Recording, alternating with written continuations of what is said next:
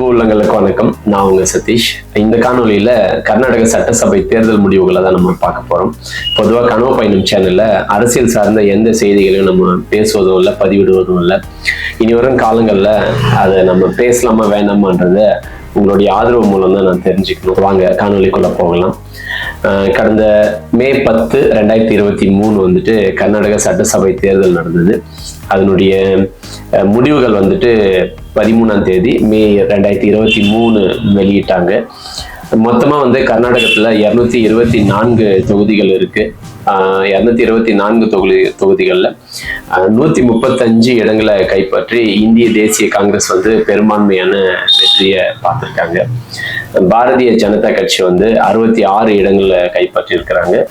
ஜனதா தளம், மதச்சார்பற்ற ஜனதா தளம் வந்து 19 இடங்கள்ல வெற்றி அடைஞ்சிருக்காங்க. பிற கட்சிகள் வந்து ஒரு 4 இடங்கள்ல வெற்றி அடைஞ்சிருக்காங்க. ஜனார்தன் ரெட்டி வந்து கல்யாண ராஜ்ய பிரகதி பக்ஷான்ற ஒரு கட்சியை தொடங்கி கங்காவதி தொகுதியில வந்து வெற்றி அடைஞ்சிருக்காங்க.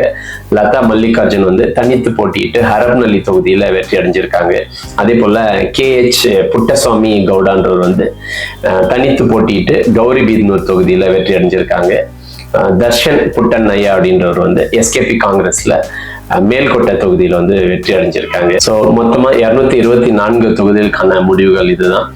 இது வந்து 16வது சட்டசபை தேர்தல் இது நடந்திருக்கிறது. கடந்த ஒரு 30 ஆண்டுகள்ல இந்த அளவுக்கு ஒரு மிகப்பெரிய வெற்றியை வந்து காங்கிரஸ் வந்து பார்த்ததில்லை.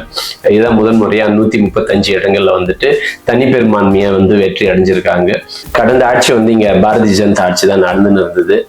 சாமானிய மக்களா எனக்கும் மிகப்பெரிய ஏமாற்றம் இருக்கு. இங்க சமையல் எண்ணெயிலிருந்து சமையல் எரிவாயு வரைக்கும் விலைவாசி ஏற்றம், அதே போல பெட்ரோல் டீசல் விலை, சுங்க வரி, இப்படி நம்ம எதை பார்த்தாலுமே வந்துட்டு ஒரு விலைவாசி ஏற்றத்தை தான் நம்ம பார்த்துருக்கோம். தொடர்ந்து வந்து பெரு முதலாளிகளுக்கான அரசியலா இங்க இருந்தது. மத அரசியல், இப்படி பல குற்றச்சாட்டுகள் வந்து இங்க இருந்திருக்கு.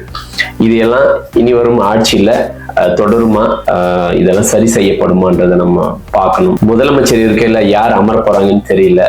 இதுக்கு முன்னாடி இருந்த முன்னாள் முதல் மந்திரி வந்து சித்தராமையாவா அல்லது DK சிவகுமாரான்னு தெரியல.